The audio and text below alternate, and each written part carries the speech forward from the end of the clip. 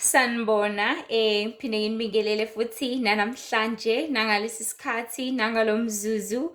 Yonke nje imizuzu ifanele uJehova ukuthi abatshazwe, adunyiswe, akhazimuliswe ngenxa yonke into asenzela yona, ngenxa yokusiplanela ukuthi nanakusasa ngifuna ukumvusa, na-next week aqhubeke avuke, nangakusasa ngifuna ukuthi leya mali leyana ayoyisebenzela lapha kulela bhizinisi lakhe akuthole konke akudingayo. Ngifuna ukuthi ayithole yonke leya nto ayihambela kuleya ndawo, athole yonke igrosa abese eyibhalile phansi ukuthi ngifuna ukuthenga ukuthi nokuthi njengoba ngigibela nge-town. NgoNkulunkulu akwenzele umusa ukuthole konke lokho. NgoNkulunkulu ungene kuleyo tekisi, kuleyo bhasi, ihambe ize ifike lapho ufuna ukufinyelela khona, ihambe ize ifike eCape Town, ihambe leyo 2 days 1 day and a half, ihambe ize ifike eGoli, uhamba leso sikhathi osihambayo. NgoNkulunkulu osenzela konke lokho, so udumo nje luhlezi lungolwakhe, luhlezi lumfanele, uhlezi efanele ukubongwa. Sihlezi simbonga nje kakhulu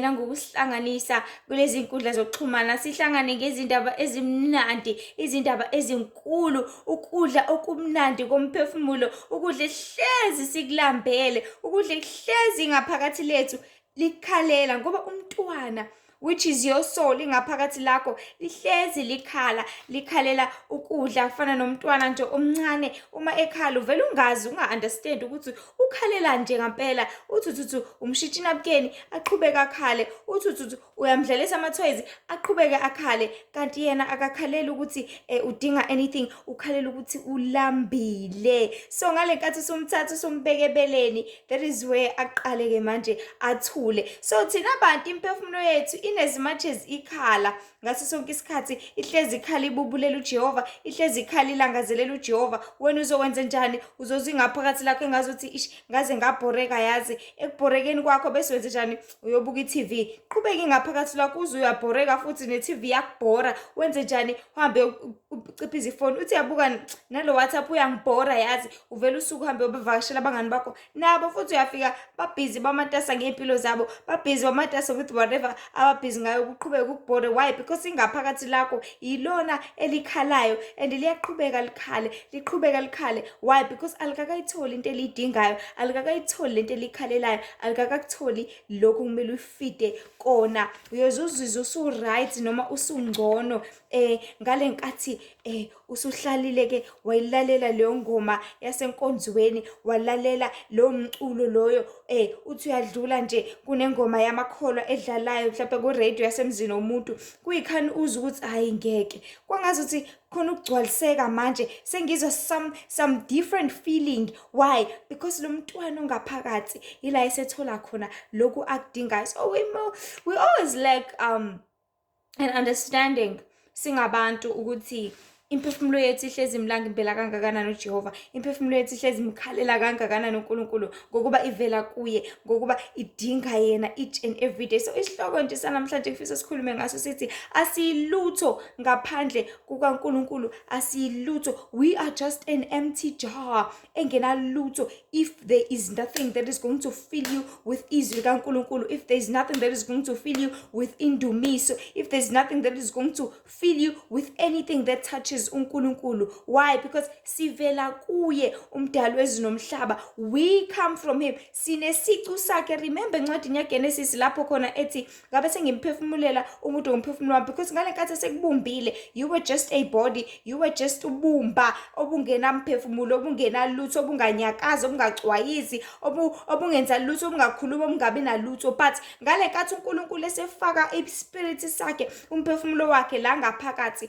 waqala ke manje igazi lagijima emzimbeni, kwaqala ke manje kwanezinyembezi, kwaqala ke manje kwanamathe emlomeni, kwaqala ke manje ingaphakathi lakho nje inhliziyo yashaya gugu gugu gugu. Waqala ke manje isibindi sakho sadonsa sikudonsayo, kwaqala ke manje izindlebe zakho zakwazi ukuzwa sounds, amehlo akho akwazi ukuthi evulekile, usuyakwazi ukuvisualize, ubone something, izinwele zakho sezikwazi ukushwaqa njengamanje, usukwazi ukwenza konke. Why? Because there is a spirit sesingaphakathi kuwena, lesi sikaNkulunkulu akuphefumulela ngaso wase waba kanjalo ke umphefumulo. That is when your soul came through, that is when when that child got born inside you, yahlala leyo ngane leyo, le ngane le njani, lehlezi idinga umzali, lehlezi langazelela uNkulunkulu. I tell you today people, ayikho ingane encane engamdinga umzali wayo, ayikho ingane encane engamlangazelela umzali wayo.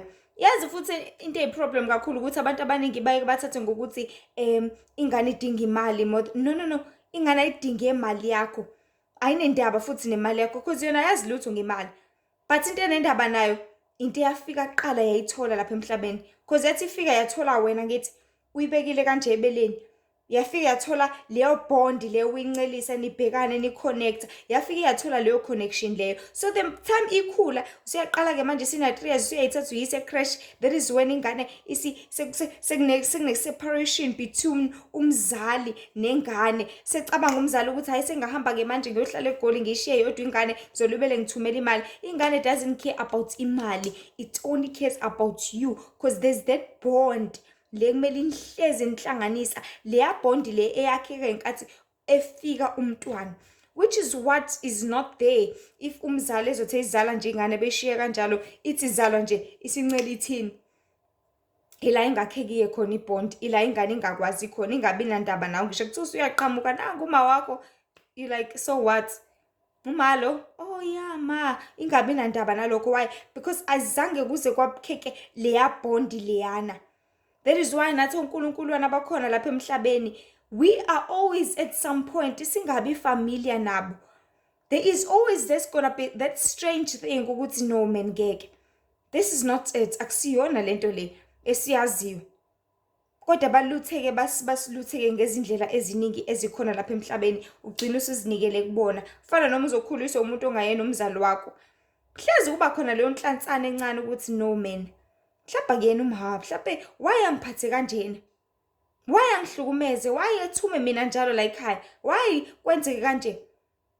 Kanti vele uthi uyakhulisa umdala kuthiwa uma wakho washona wena, lo khulisayo usisi wama wakho, lo khulisayo istep mother sakho, lo khulisayo ukuthi nokuthi uzurealize ubona ukuthi no wonder mina belimele ngihlukumezeka la ekhaya, no wonder mina la ekhaya bengaphathwa kahle, no wonder mina la ekhaya bengihlezi ngitreatwa kanjena, because akusiyena umzali wami ongizalile. Because ingane izibuza ukuthi ma, why ngampela mina ngiphathe kanje la ekhaya, why impela kuukuthi nokuthi, because akusiyena uma wakho waseqaleni. So we live lapha emhlabeni la khona imimoya ekhona, in as much as ingathathi ngazuthi abazali bethu mayithi ihlaba wenza ukuthi uyibuza ukuthi why le moya ihlezi ifuna isicu sami, why ihlezi ngithwalisa kanzima, why kumele ngihlezi ngikhipha imali engaka, indodla zemali engingenayo, because awunayo vele. So uma usuyikhiphile zonke lezo indodla uzoyikhipha uthi okay lungile ngizokwenza, fana nengane ethi ulungile ngizoklina, kodwa why njalo mina la ekhaya kuvuswa mina ngo4 kumele ngilungisele laba abanye kuyibona abadala la ekhaya kuyimina omncane, ethi kodwa kulungile ngizokwenza because isekhaya. Nawe ukhula uthi kulungile ngizokwenza, ngizoyishisa impepho because kwenziwe ekhaya, but unalokho ukuthi why kwenziwe lento ngaso sonke isikhathi. Ngine-sinus, ngisho kuba ne-sinus kodwa kuthiwa kumele ngingene nami empeshweni ingishunqisele leyo ntuthu ingaphakathi lami, ngize ngikhwehlele, ngize ngithimule, ngize ngibe athi kodwa kulungile ngizoyikhipha le mali, ngizoya ebhenki ngiyofuna i-loan because kuyadingeka, kodwa ang-understand ukuthi why do I have to suffer at all times. So we live in a world la khona we think these things are out to be worshipped by us, mele zikhothamelwe yithi siziworshipe nani, kodwa at the end of the day they are not really abonkulunkulu ekumele ngabe sisurrender kubona.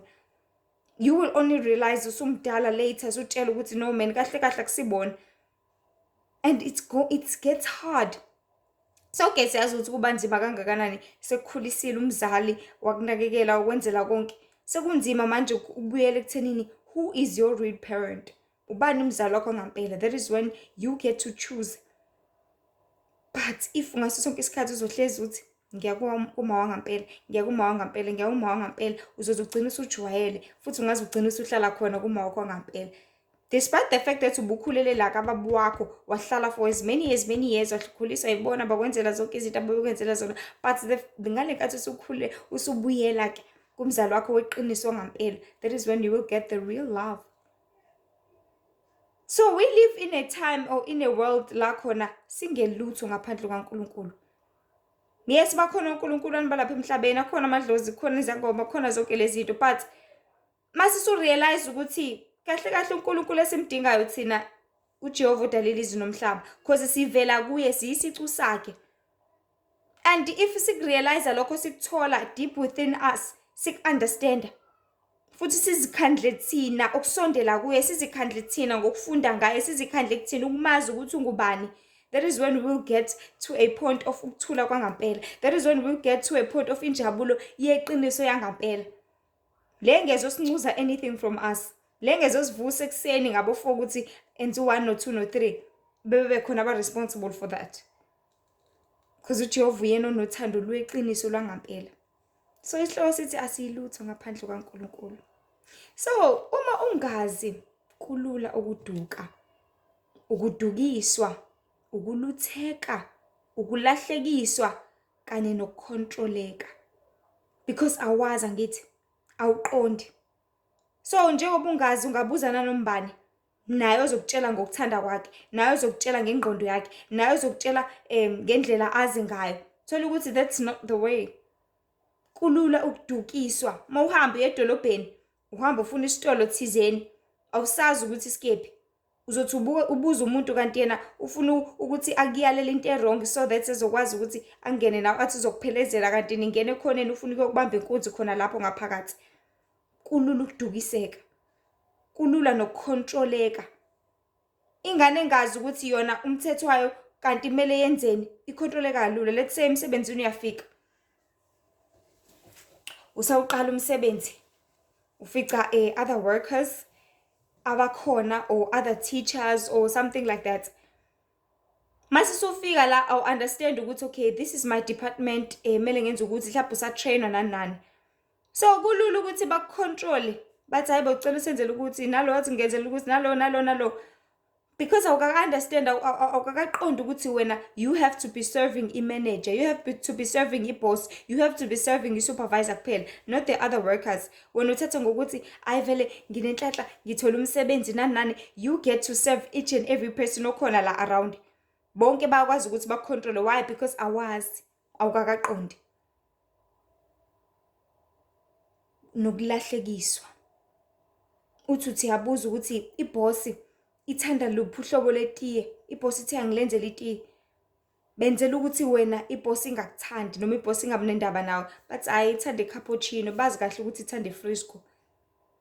Bese nawe wenza i-cappuccino ke Nkosi yami uphuthuma utatazele, uthi iboss ithanda ushukela omgakanani, bathi uthanda ipuni ezu2 kanti iboss ithanda isipuni eyodwa. Ithi yaphuza iboss ivele ixake kushukele bese icasukela wena, kanti udukisiwe yilabo abantu abaqambela amanga. Ngoba awazi futhi awuqondi kangcono. So abantu abaningi baphuce ulwazi kakhulu ngabo uqobo ukungaziqondi, okuyikho okwenza abantu bathwale kanzima kangaka empilweni namhlanje. People baphuce ulwazi ngemvelaphi yabo, baphuce ulwazi ngemphefumulo yabo ukuthi ivela kubaba okhaya ubaba ohlala ekhaya ezulwini. The first thing abaphuce ngalo ulwazi ukuthi batshelwe ngeBhayibheli ukuthi bangalifundi kangakanani, batshelwe ngezika kaNkulunkulu ukuthi libhalwe abelungu kangakanani, so there's no need for them to study their word. So ngokwenza kwabo kanjalo bengalifundi iBhayibheli, that is when they will never get to an understanding ukuthi ngampela bavela uNkulunkulu, ngampela umdali wezwe nomhlaba obadalile, ngempela bayisicu sikaNkulunkulu, ngempela uNkulunkulu wabaphefumulela. Abanye noma bekwazi lokho but abanendaba ukuthi mase sikwazile kumele senze njani ngakho. Mase sikwazile because uNkulunkulu they are not taking him or abasamthathi njengomuntu ekumele akhothanyele each and every day, abasamthathi njengobaba as uJesu washo ukuthi asithi baba wethu ohlala ekhaya ezulwini. So if you know you come from your father, ubaba wakho kumele umkhothamele, umhloniphe, umthande, uhlezi useduzane naye. Because nawe uhlala lapho ekhaya kini, whether kukwabani isibongo ikacele kwakhambule kwambhele kwabani, ubaba umbhele uyazi ukuthi uvela kuyena. Ngithi unama jeans akhe, mhlawumbe ufana naye, ikhanda limise okwelakhe, unesiphongo sakhe, uneyinwele zakhe, zonke lezi zinto namehla akhe. Ubaba wakho uvela kuyena. Ngithi nawe uyabona isicu sakho kuwena, uyazibona ufana naye. So uhlalela ukumenzelana ubaba wakho, uhlalela ukumhlonipha, ukumthobela nokwenza intando yakhe kuphela. because uvela kuye. So abantu baphucwe lolo lwazi lwabo ukuthi we are spiritual person, singabantu abaspiritual abavela kuNkulunkulu. So since sivela kumdali wezulu nomhlaba, sikumele senze njani? Sihlezi siya kuyena, kuhlezi surrender kuyena, siphile impilo yokumkhothamela, yokumkhonza nokwenza intando yakhe sisa lapha emhlabeni. So sonke siyazi ukuthi uma ungakatholi okudingayo okungokwakho uyohlezi uswele. Okuyingakho nje manje abantu bengenalutho ngaphandle kokuba abaza ngaphakathi, ngokuba abazazi futhi abakwazi ekumele bakufune futhi bakulangazelele. Kufana noma uzovakasha ezihlotsheni zakho, kufike isikhathi, well masavakashile obviously kuzoba mnandi nixoxa nani, but kufika isikhathi lapho khona umama usesekamereni, ingane yakhe yamlandela, bajwayelena ngithi bayalandelana, omunye usekamereni lakhe bese uhlala wedwa. And uzesifila lesa space ukuthi ish komba ngike ekhaya, because akuyona indawo yakho ukuthi nawe usuyakuya ekamereni it's not your place. And you will feel that space, and you will feel that pain, and you will feel so alone. Cabanga uhlele endlini, uhleli nabantu, they are around the house, they are in their bedrooms, omunye usekitchen, omunye usendaweni ukuthi omunye ibhizinisi nefoni yakho. You will feel that space. Why? Because uphakathi kwabantu abangasibo abakini vele. That is why ungasoze wagcwaliseka ngothando lwangampela, olwaziyo, oludingayo futhi lwasekhaya. Uze uyiqhube ube matasa nge-TV uyitshela ukuthi izozibisa, but at the end of the day ishwe inhliziyo ukuthi hayi ngeke, angikho ekhaya lana. And uba nobuhlungu from deep within. Buyayiqhamukela automatically.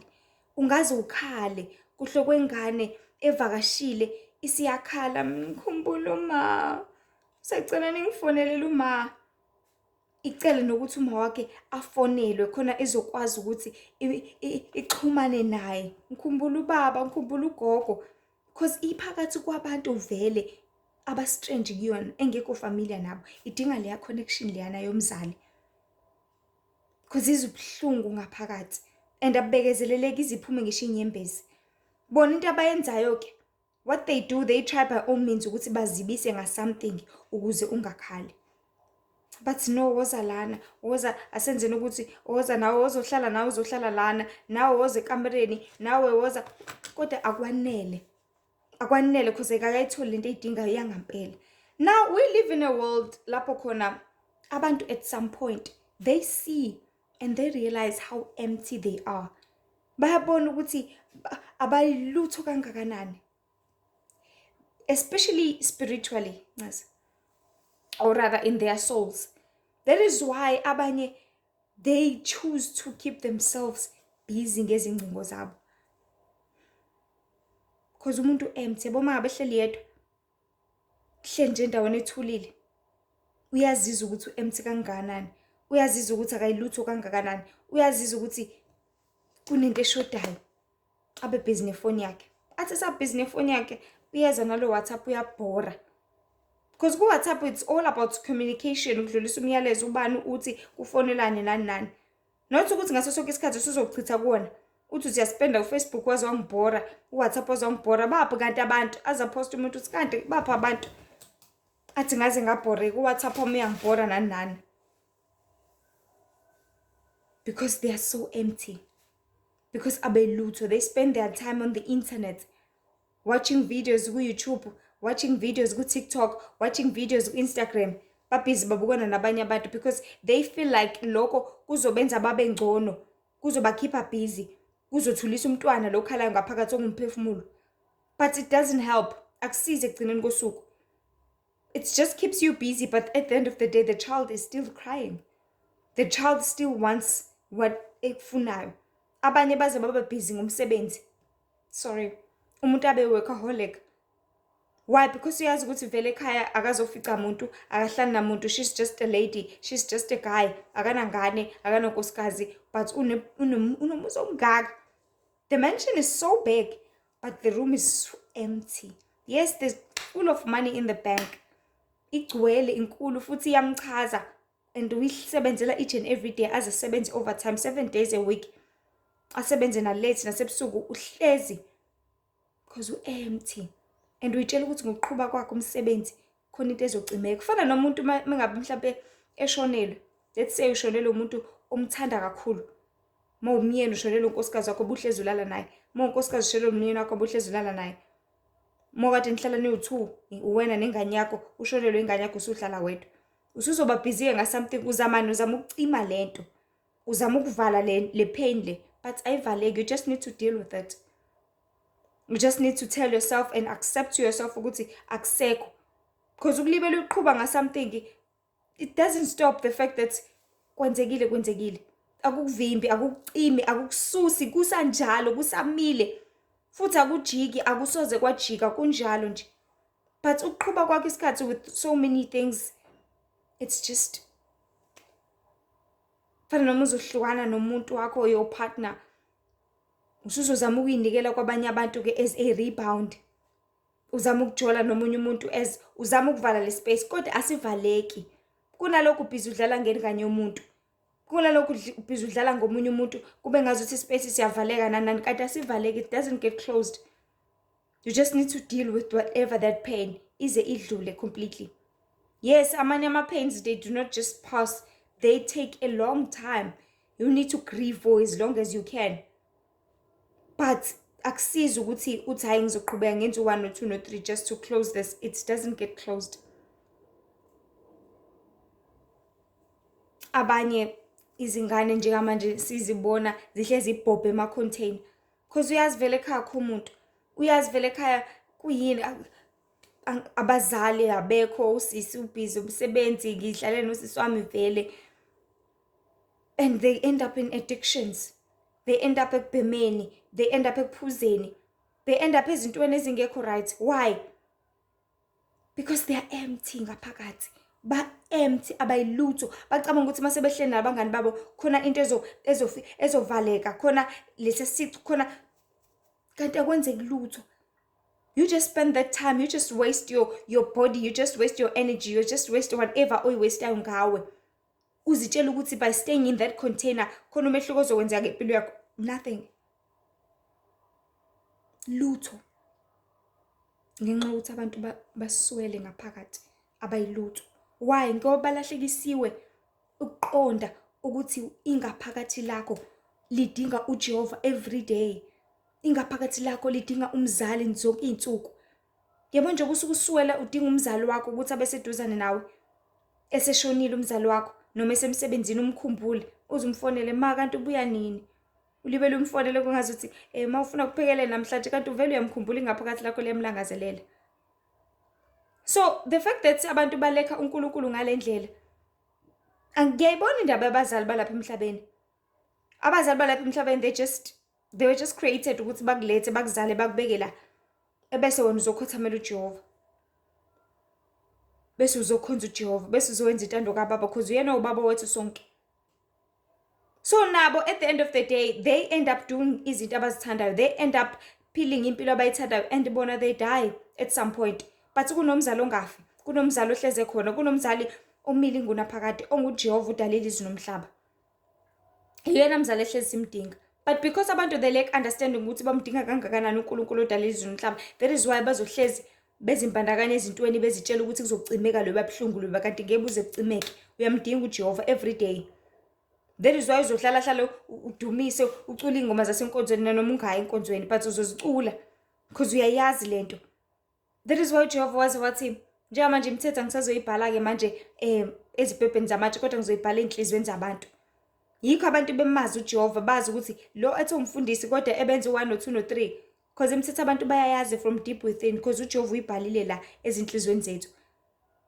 Uyayazi into ekumele uyenze, uyayazi into ekumele uyigcine, uyayazi into ekumele uzimbandakanye kuyona, uyayazi. But azasho umuntu athi yazi ngiyafisa nami, kodwa sothini into zasemhlabeni, sothini umhlaba uyahlaba, inkosi yami, because ingaphakathi labo liyaqonda, liyazi ukuthi kumele ngabakhothamela uJehova vele, liyazi ukuthi kumele ngabe benze intando kaMdali wezulu nomhlaba vele.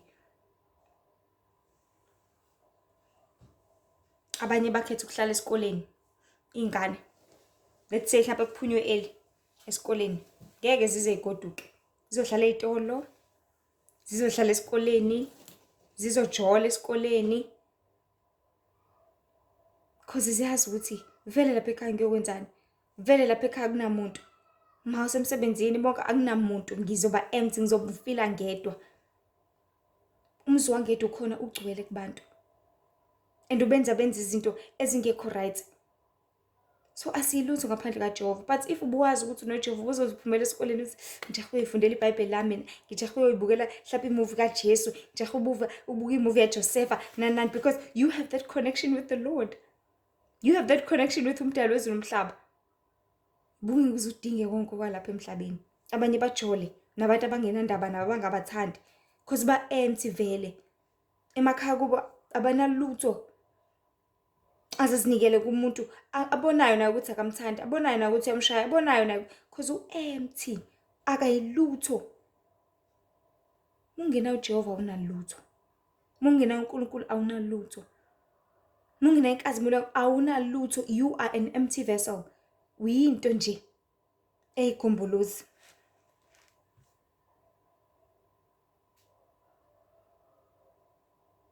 Abanye they even try by all means ukuthi each and every day uzoposta something ku TikTok, aposte something ku WhatsApp wakhe status, aposte something ku YouTube, aposte something ku Instagram because they feel better. Now Facebook because you feel better mangabe ese makeupile waposta bese bayamncoma abantu athole ama likes awu 30k. Yona into emenza feel kangcono leyo because u-empty. Udinga uhleze eduduzo, udinga uhleze etshela ukuthi ungwazi wamuhle. Udinga uhleze etshela ukuthi ngaze ngakuthanda. Because the more posta ngawe ubuhle bakho khona abantu abazokhalela ngithi. Khona abantu abazokubona ukuthi wazi wamuhle, ngaze ngakuthanda bese bayakushela. Yona into oyidingayo leyo. Yona into oyifunayo leyo because you are so empty. Ufuna abantu abazohleze bekududuza ngaso sonke isikhathi. Abanye inkinga zabo they always post them on the media. Khona abantu bezohleze bebadabukela, Nkosi yami bakithi incese u1 no2 no3. Because they are so empty. They do not know ukuthi inkinga zabo nezikhalo zabo kumele baziphose kuphi. They do not know ukuthi kumele engabe bacela bani ukuthi abasize. But at all times bazofuna ukwelakanisa because uyakudinga vele ukwelakanisa. Uyayidinga vele leyo comfort. But uyidinga kuJehova. Not kulabantu laba abangenandaba nawe. Not kule mphakathi lo ozothi usupostile ngeenkinga zakho bakuhleke behind your back. Because upostile wena wazi lutho uhleli khona. But umnyalezo ufinyelela kuphi? In any eyes ababukayo kule media la ukhona nawe. In any ears abalalelayo this video oyifakile la ukhona nawe. So ngaso sonke isikhathi the more singamfuna uJehova, the more simbalekela, the more singamkhonzi, the more sishiya sishendeza, that is the more sizoba empty. That is more ingaphakathi lakho lizolamba. That is the more izolibela incuzeka kancane kancane. Izolibela ikhala lengane, ikhala lengane.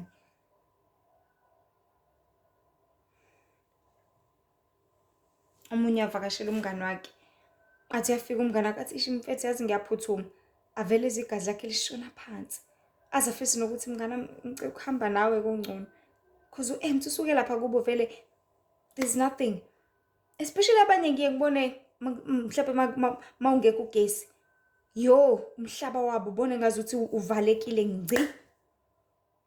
Ubone ngazuthi bayafa, bayasha. You see something different about them. Because they're so empty. Ugesi at least ubanikeza leyo battery fonini. Ugesi at least ubenza babuka iTV. Ugesi at least ubenza balalela iradio. Ugesi at least ubenza bapheka ukudla bakuthandayo. Nje manje akusena gesi, akawujwayele ngisho umlilo. Usezokwenza njani sezosangana, usezohlenyuka ehambe yohleba, hambe yohlala nabangani bakhe, hambe ufuna zonke lezi zinto. Uyafika umngane wakho uyahamba. Ngazothatha nawe imali yakho yokugcina esephaketheni uthi ngizohamba nawe kuye town ukuyasambeni mnganami. Because you think engqondweni yakho iyona ndlela leyo ongakwazi ukuthi ugcwaliseke ngayo. Iyona ndlela leyo ongakwazi ukuthi ube ngcono ngayo. But it doesn't help, you just waste your money. Ngeke uzukwazi kube ayikho into ezoba ngcono ngayo ingaphakathi lakho lesalambele lesadinga uJehova. Abanye ke thola ukuthi udlala umculo, awudlale lo bhayile ube mngaka.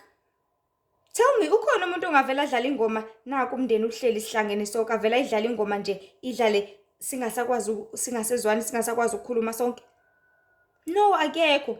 But umuntu idlala ingoma igqome ngalendlela because usuke yedwa, usuke ezama ukuthi file ispace, usuke ezama ukuthi ivale whatever le mizwa asuke yizwa because uzolibelelana nale ngoma, lalela nale ngoma, lalela nale ngoma. up until azabe ngconywana.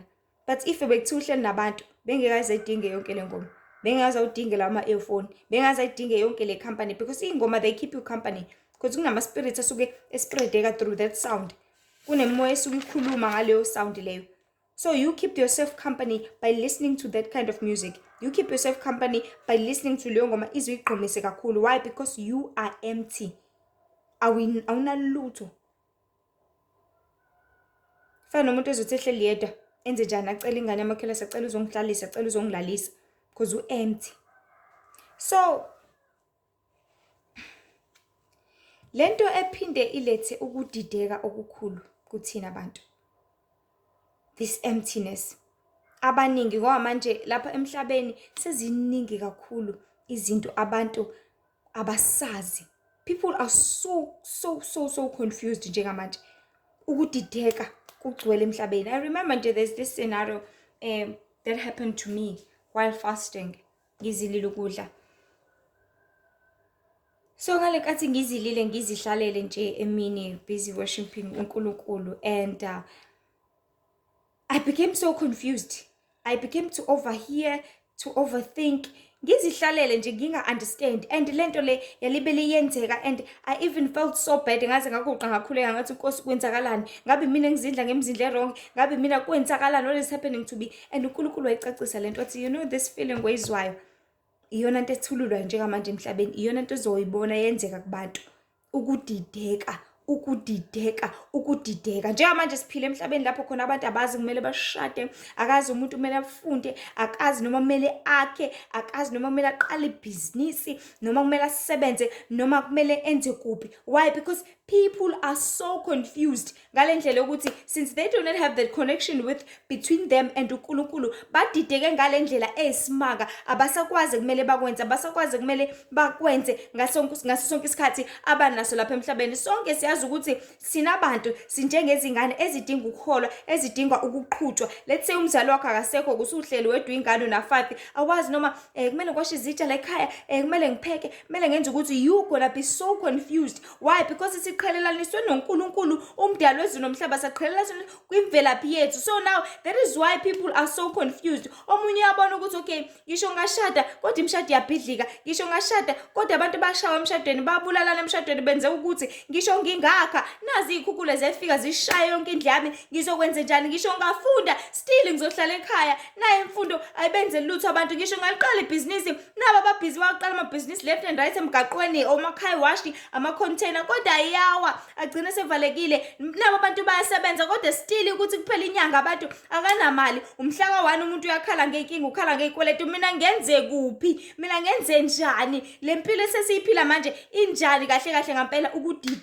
Ukudideka okukhulu okugcwele kubantu njengamanje. People are so confused ngale ndlela ukuthi abasa-understand ukuthi kumele benze kuphi. Why? Because zonke izinto ezikhona vele lapha emhlabeni sezi-strange, sezihlukile. Akusezona lezi umdali wezulu nomhlaba ade sidalele zona, akuzona futhi lezi asibekele la emhlabeni wasiyalela ukuthi sizenze. Because uthe lapha emhlabeni sihlalela ukuthi sishumayele udumo lakhe, simesabe, silalelele, sithobelele, senze intando yakhe. But because ngoba akusenzeki lokhu akade siyalezile ngakho, akusenzeki lokhu umdali wezulu nomhlaba ade sibekele kona lapha emhlabeni, that is why there is so much confusion. That is why ukudideka kuzokwanda kangaka. So ukudideka kuthululiwe kakhulu ezweni, and into elikhulu kakhulu lento.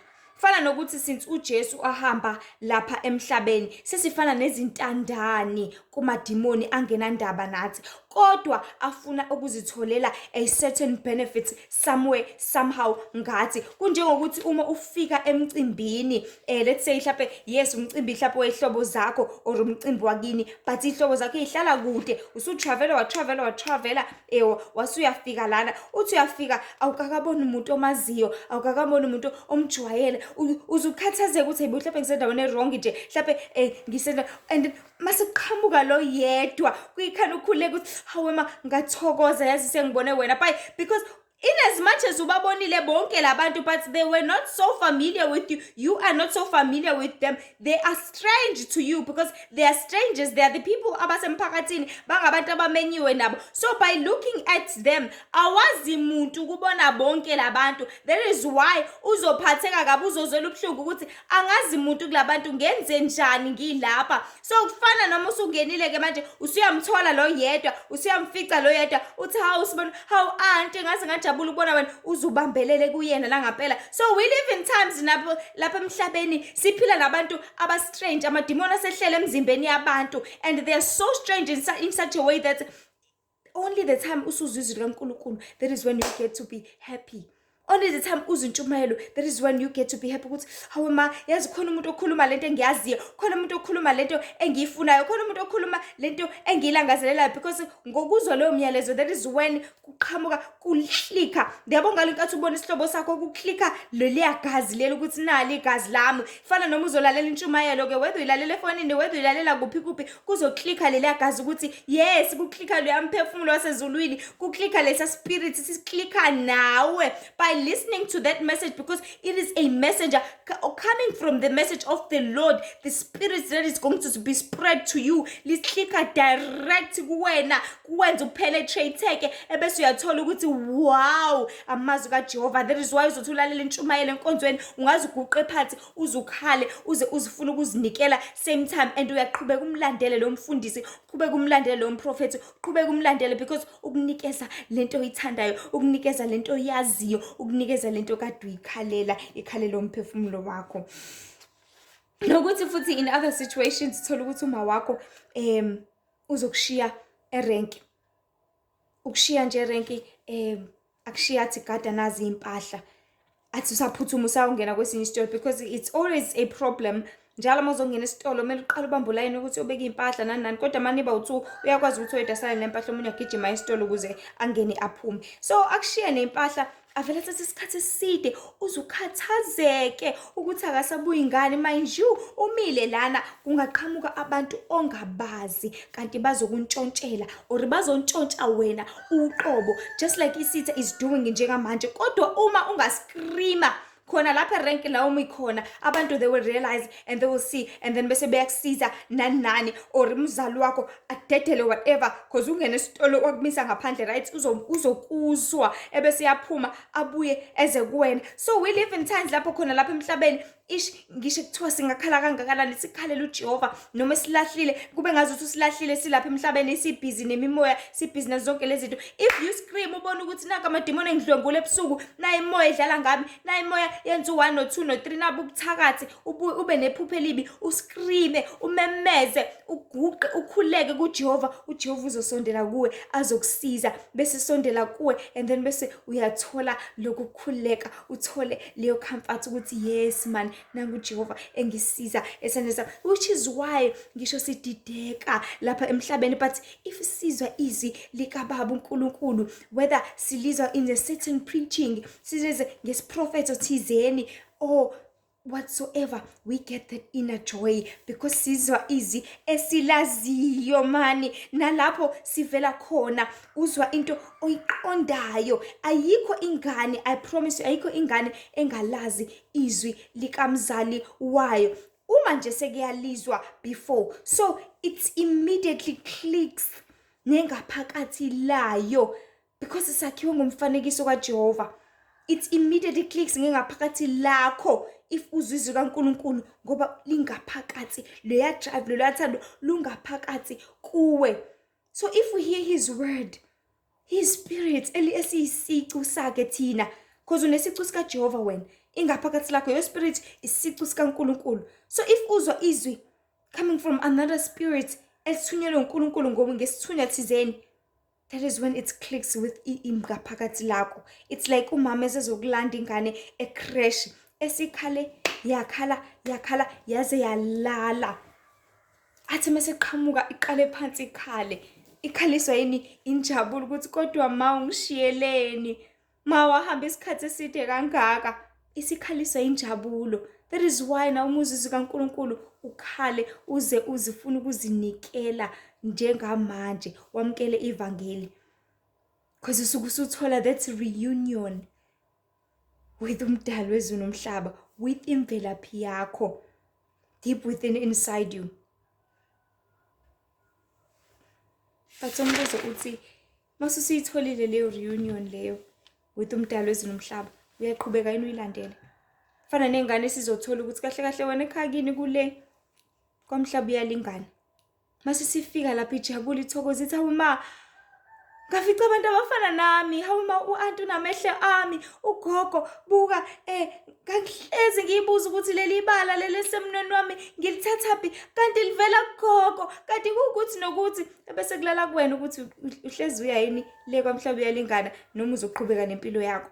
But laba bakini ibona kuphela ababenginikeza abezokunikeza lolu thando oludingayo. Ngakho ke kumele sihlezi sazi ukuthi singabantu asilutho ngaphandle kukaJehova umdali wezulu nomhlaba ubaba wethu. Uma singekho eduzane naye sizohlezi silahlekiswa, siluthwa futhi sizishaya ezindongeni. Kodwa uma sihlala ebukhoneni bakhe ngaso sonke isikhathi siyohlezi sijabule futhi sinokuthula, which is why abaningi sebehlalele ukufuna injabulo lapho ingekho khona, ngoba baphucwe bancishwa ulwazi lokuthi njengoba bevele kuJehova injabulo yangampela bazoyithola kuyena, ukuthula kwangampela bazokuthola kuyena, ukudla bazokuthola kuyena, icomfort bazoyithola kuyena. Akekho umuntu ongakunikeza zonke lezi zinto. Because okwalapha emhlabeni kuzothi ufuna injabulo u500. Ngithi ufuna injabulo wena uke cinema uzokumele ugibele ngo100 rand kuqala, uzodla ngo200, awuzohamba wedwa ngithi uzohamba naye uzophinda umthengele ngomunye 200, so 500. Ufuna injabulo lapha emhlabeni angithi uzoyikhokhela kuqala. Ufuna ukudla kwalapha emhlabeni, ufuna nama-noodles, ama-cornflakes, ufuna ini, imuesli, u80 rand. Uzothatha 80 rand meqala usebenza kuqala ngithi. So konke lapha emhlabeni inezimanje ezingabuka ngazuthi kuhle kangakanani, kuyamangalisa kangakanani, kodwa kona kuzothi khokha kuqala because akona kwakho. Pay first. That is why abantu bezinikele ezintweni ezingekho right, because bafuna lezi zinto lezi. Because at the end of the day into eyidingayo vele, into elangazela umphefumulo wakho, elangazelela ingaphakathi lakho. That is so true. Iqiniso elingeliphikiswe lelo. Into eyidingayo lena. Into elangazelela akekho umuntu ongakuthanda ukujabula. But injabulo yangampela engathengwa ivela kuJehova. Cabanga ujatshulisa ukuthi ufunde izwi lathi ungakhathazeki. Uthi uyakhathazeka ukuthi anginamali, lithi izwi ungakhathazeki. Ebese uya relax. Uthi ya. Uthi uyafunda izwi lithi izwi. Yabona nje lapha emhlabeni abantu bayafa impela, uyabona naka amathuna. But emhlabeni omusha ngeke uzubone nelilodwa ithuna. Emhlabeni omusha akho umuntu ozolibele ekulutha ekulinge efuna ukugebenga. Emhlabeni omusha akho ngisho iyodwa into ozoyithenga. Uzothi mawufuna umango uhambe uyothatha lapha, ngeke uzumile ngoDecember kuphela noma ngoJanuary or in certain season, cha, uzomila throughout the whole year. Yabona emhlabeni omusha ubanana ngeke uzutheke 10 rand 20 rand, cha, uzohambe uyothatha nje udle. Mawufuna umunye udle mahala.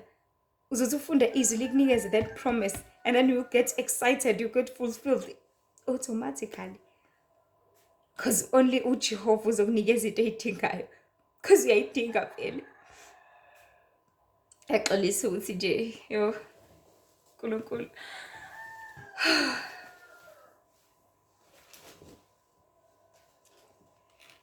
So injabulo ivela kuJehova, hayi kwenye indawo. And abaningi sebehlalele ukuzibisa ngezinto ezikhona, benzela ukuthulisa lo mntwana lo ongaphakathi oyimphefumulo yabo uma ekhala, ngoba yena ulangazelela uJehova ngaso sonke isikhathi. Yonke ingane ithanda ukuhlala kubo nabazali bayo. That is why ikhala uma ishiwa nabantu engabazi. First time ecrash noma first time ka grade R, ingane iyahayiza, ingane iyascreama, ingane ifuna kodwa mawungishiyela la ingazi ibhuquze phansi imlandele umzali wayo. But benze njani masisisele nabo? Bayinikeza ama-toys ukuze ithule, nayo igcina isikhohliwe. Unfortunately ikhohlwa ize ijwayele, ize ingabi nandaba nomzali whether uyayilanda or ayisayingeni nje ingane, which is what is happening emhlabeni nje njengamanje singabantu. They get to a point lapho khona bezo-realize ukuthi ba-empty kangakanani. You would realize ukuthi yazi anginalutho, yazi ngi-empty. Kodwa ngazo zonke izinto ezikhona lapha emhlabeni, amafoni, ama-computers, abantu sebejwayele zona kakhulu. Abasenandaba noNkulunkulu, abasenandaba nokusondela kuNkulunkulu, abasenandaba nokumkhonza. But ingaphakathi lisasho ukuthi you are so empty, awuyilutho, awunalutho. And abantu sebejovekile ngazo zonke lezi zinto. That is why bengasenandaba nabazali. Yabo le ngane sijoveke ngama-toys, isibhizi njalo iyadlala mosifishiya esikoleni nje gijimela ama-toys nayo because ayisenandaba nawe. Sesincuzekile lo yathando. The bond is broken. So abantu abasenandaba noNkulunkulu, abasenandaba nokuzazi, abasenandaba nokuyithola, abasenandaba nokulandwa, babuyele kuJehova because asemnandi ama-toys ecrash. Isimnandi imali emhlabeni. Simnandi laptop emhlabeni ngizobuka ama-series whole day. Isimnandi ifoni ngizoyibukela uTikTok whole day. Sekumnandi ukusebenza. Ngizodla kamnandi, ngizodla ipizza. Phela mina ngihola njalo ngoLwesihlanu. Ngizodla iburger. Sekumnandi lokho. Sebemnandi abangane ecrash ithi yafika nje gijimela abangani bayo. So lapha emhlabeni sekumnandi ama-relationship, sekumnandi abangani bakho. Sekumnandi iboss yakho, ngihlezi iboss yami vele mina nje siyixoxela nayo ngeindaba zethu nani. Sekumnandi abazalwane ebandleni, uNkulunkulu akasenandaba naye, ngisho enkonzweni akasenandaba, useyoxoxela izindaba zakhe nabazalwane. Sekumnandi lokho. Sekumnandi ukuhlala nomakhelwane, niyahlala niyaxoxa, niya-interact, nenza zonke lezi zinto. Ikona sekumnandi, ikona sekunendaba nakho. You do not care about uNkulunkulu anymore. You do not care about kusondela kuJehova udala izwe nomhlaba anymore. Sekumnandi ukudla ecrash. Gijimela ukudla, hawu vele ecrash kudliwa kamnandi. Omema bayasiphekela, bayasiphakela, siphinde sidle nemiphako yethu. Lapha emhlabeni sekumnandi ukudla. Sekumnandi ama-pizza, ama-burger, sekumnandi yonke into, ama-cake, ama-donuts. Abantu they do not care. They stuff themselves, they overeat, they spend their time more eating. Bazikhipha baye kuma-revolve nge-restaurant, ashuthe, aposte. Iyona into esemnandi nje kamanje. They do not care about the Lord anymore. Ukuthi ufundile izwi namhlanje, so what? Ukuthi angilifundanga, so what? They do not care about that anymore. Abasenendaba. But into esimnandi iloko kula. Iloko kula sebejwayeze kona. Iloko kula abafike babekwa kona. But it's time to come back. So nazo zonke izinto ezikhona, ezinye zize zingafuni ukugoduka. Yes, ezinye ingane zize ngafuni ukugoduka masizolanda. Because sekumnandi. So lithi ivangeli lifika kuwena, likushumeze, likutshela iqiniso. Awusafuna ukubuyela kuJehova. Sengayeka into zami, imali zami engaka. I remember nje le ndoda yayinothile. Yabuza uJesu yathi, ngiyenze njani ukuthi ngingene embusweni wezulu? Wathi gcina yonke imiyalelo 10. Wathi kusukela ebuncaneni bami ngiyayigcina yonke imiyalelo 10. Wathi impela umuhle. Yazi nje njani manje, nikela ngakonke onakho.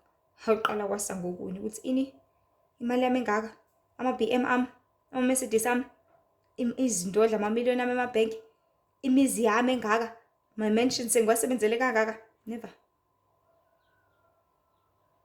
Because sekuyigugu kuyena. Usebeka inhliziyo yakhe kakhulu kukona, sorry, in such a way that akasenandaba nezinye izinto, but usenendaba nalokho asek-accumulate-ile. In as much as efuna ukungena embusweni wezulu, because uze wabuza ukuthi ngenze njani ukuze ngene, uyafuna vele. Kodwa nazi izinto zimbambile, ziyamcindezela, imali imbambile. Abantu bafuna ukungena embusweni wezulu. It's so true. Bafuna ukusindiswa, bayakhala futhi. Kodwa sebebeka kakhulu inhliziyo ezintweni zasezweni. That is why uJesu ngale nkathi ehamba eqoqa abafundi bakhe, wayethi shiyani yonke into ningilandele. Shiya konke ungilandele. Petro, niyenza njani? Niyadoba? Ngilandeleni. Ngizonenza abadobi babantu. Wenza njani wena? Umthelisi lapho, shiya lapho, asambeni. Wenza kuphi wena? Asambeni. Ukushiye konke complete. Athi mina ngisaphuthuma sifuna ukuyongcwaba ubaba bayeke bazongcwabana bodwa laba bafile bonke. Asambeni. Because naye wekushiye konke wekudele konke. Even abazali bakhe uMaria. Bethi bembiza hayi besicela nisibizele ingane yesu Jesu lapho athi mina wami uma wami ubaba abamosisi abamobhuti yilabo enginabo la. So it's all about ukudela konke. Mangithi konke ngisho konke. Makusakhona oza kubamba wena. Makusakhona ozothi ngeke kusanzima ungeke mina ngeke nje ngize ngeke hayi ngiyeke isoka lami ngenxa ukuthi kumele ngikholwe. Yabo makusakhona uzazi ukubamba kanjalo. Uzohlezi confused, uzohlezi empty futhi ngeke uzubone. Ngeke uzwazana noJesu ngokuphelele ngendlela olangazelela ngayo nangendlela omdinga ngayo.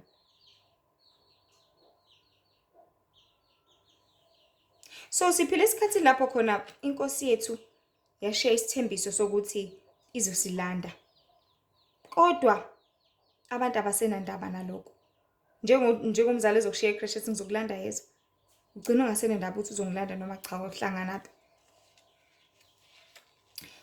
Instead lokho sekuyihlaya ngoba sezimnandi izinto zezwe. Azasho umuntu ukuthi kumnandi emhlabeni, ubumnandi abupheli into ephelayo imali nani isho njalo ingoma yakona athi nje zimnandi izinto zomhlaba amnandi abamnandi abafana zonke lezi zinto abayishoyo.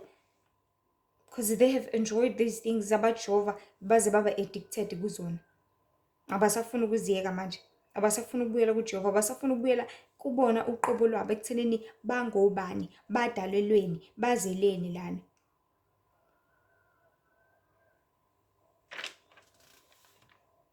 And we must know ukuthi sinjengeingane. That is why uNkulunkulu used a lot i-example ye-creche. Hlezi nazi kodwa abantu baNkulunkulu ukuthi noma singadideka, silutheke, size sijwayele, kodwa still asilutho ngaphandle kwakhe. Yesu usudidekile. Yesu usuluthekile. Yesu usuyijwayele lento. Naka ama-toys agcwele asaphazekile. Wonke lama-toys athi ozodlala. Wonke lama-toys aluhlobo nohlobo ongalicabanga. Zonke inhlobo ongayicabanga. But akuwona wakho, awaseCreche. Yes lokudla kumnandi la, uyaphakelwa njalo each and every day. Kodwa kusikona kwakho, okwaseCreche. Yes zonke lezi zinto zimnandi abangani nani. But ababona bakini. Bagoduba nabo makushona ilanga. Bayalandwa nabo. So zibuza ukuthi ikuphi kwakini? Ikuphi okumele ukwenze? Ikuphi okumele ukugcine? Ikuphi okumele ungakugcini? Otherwise you always gonna be so confused lapha emhlabeni. Engakusho nje kubalekile engakudlulisa ukuthi okwasekhaya ezulwini ukuthi isikade indlela esidla ngayo. uNkulunkulu usidalela ukuthi sidle emhlabathini. Yes kumnandi konke lapha emhlabeni amakheke nani. But akona udalelwe kona akona kwakho. uNkulunkulu usidalela ukuthi sikhothamele sithobele yena. Yes baningi uNkulunkulu bagcwele lapha emhlabeni kodwa abahlalele ukuthi bathotshelwe ukudlula umdalo wezulu nomhlaba. Uyena yedwa ufanele ukuthotshelwa. Uyena omele ahlonishwe kakhulu. Because even emhlabeni ngisho kuthiwa uyabahlonipha omakhelwane ubaba okuloya muzi. Kodwa wakho baba umbuzo uthi uyamthobela yini uyamhlonipha nje kuba bahlonipha. Because kuyenzeka ingane ethola ukuthi iyahlonipha ngaphandle kodwa la kubo iqhamuka idelele. Ihlonipha esikoleni kodwa la kubo iyadelela ikuhlaza. Hlonipha yonke indawo. Sorry. Ayiqale la indaba. Ayiqale la ekhaya. La emhlabeni sidalela ukuthi sizoshumela udumo lukaNkulunkulu. Sizombabaza, sizomesaba, sizomkhonza, sizokwenza intando yakhe. But unfortunately uyayenza intando yathisha esikoleni. Kodwa umzala uyenze. So la emhlabeni abantu bayenza intando yamaboss abo emsebenzini. Ithi boss ngicela ungenzele ukuthi ugijime fast uyenze. Athi uthisha ngicela ungenzele ukuthi umntana ugijime fast ukwenze. Kodwa umzali wakhe ekhaya umthatha kancane ngale ndlela eyisimanga ukwenza akushoyo nakucela kuwe. So asilutho ngaphandle kaJehova. So hlezi empty. Angiphiki zikhona izinto emhlabeni. Angiphiki ziningi izinto emhlabeni. Angiphiki zimnandi vele. Angiphiki kumnandi konke lokudla. Kumnandi ukuduma. Kumnandi zonke izinto ezikhona zi-interesting, zi-entertaining. Kumnandi ukuyikhipha. Kumnandi ukuyelwandle ukuyobhukuda. Kumnandi ukuhlangana nabangani bakho nihlale nixoxe indaba zenu nize nihleke. And that's something that is very nice. Mase senihlangene senihleka, it's either nikhumbula indaba zakudala or nihleka something, mhlawumbe nihleka ivideo thizeni noma umunye ucrack ijoke. That's a very amazing feeling. Imnandi leyo nto leyo. But ungakhohlwa-ke ukwakini. Ungakhohlwa-ke ukuthi wena udalelweni. Kuzomela ukuthi sikudele konke kodwa. Kuzomela ukuthi sikulahle konke kodwa uma simthanda ngempela uJehova. Uma sithanda ngempela ukuthi asondle. Because uJehova uyondlana, ungumzali okondlanayo ngempela. Ungumzali njengoba ethi ungakhathazeki ngokuthi uzodlana uzokuphuzana. Nazi inyoni zezulu ayikhandlekela isebenzi kodwa uNkulunkulu uyazondla. How much wena kumkhulu kangaka? How much wena kuyisicu sakhe? How much wena uyindalo yakhe? And indlela uNkulunkulu abathanda ngayo abantu, umuntu as a being. Yeye uNkulunkulu uyamthanda umuntu. Because uyinto yakhe ayakhe ngezandla zakhe, ngecebo lakhe. Wayakha ngeidea yakhe. Wakudala wamuhle. Wafreshi. Wakudala wampofu, wayellow bone, wakudala wansundu. Wamuhle, wanenwele ezinhle. uNkulunkulu uthe kubheka kuncome. Wena uzokwenza njani-ke? Ibhlungu lento yenziwa uNkulunkulu yazi. Fana umzali ezothi egqokisile ingane yakhe. Wayebona ukuthi inhle, uyazi inhle ngigqokisile inkosi yami ingubo yayo aze amuhle, aze ayincome. Kanti ingane esikhwameni ifakile ibhluke layo yona ifuna ukuyoshintsha lapha esikoleni. Kuyaswenkwa ngithi. Abangani basihlohlene bakuthiwa sofaka namabhluke namhlanje. Umama esegqokile isile wayikhiphela ingubo. Ithatha ibhluke lifaka esikhwameni. Mase thola umzali uzophatheka kanjani? Ukuthi befaka ibhluke. Kade seshilo ukuthi hawu sengimkhiphela izinto ngaze ngamncoma umntana wami ngoba ngimthanda. Ngimcabangele ngithi yabona nje we ethole lokhu nje wagqoka kanje.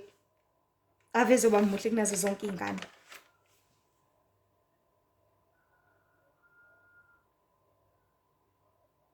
Ibhlungu le ndaba. Kubhlungu futhi kuba empty. Fana noma uzothatha uyobeka endaweni ongayazi. Let's say uyasuka njengamanje uyahamba eChina noma eCuba or eMelika oyakuphi. Uthi uyafika lapha e-airport, number 1 kukhulunywa ilanguage ongayazi. Number 2 kugcwele abantu ongabazi. Imagine that feeling, that pain. So we have that kind of thing njengamanje lapha emhlabeni because kugcwele imimoya esingayazi esingekho familiar nayo. Le mimoya engenandaba nokuthi wena yini ayinindaba, but only with through call.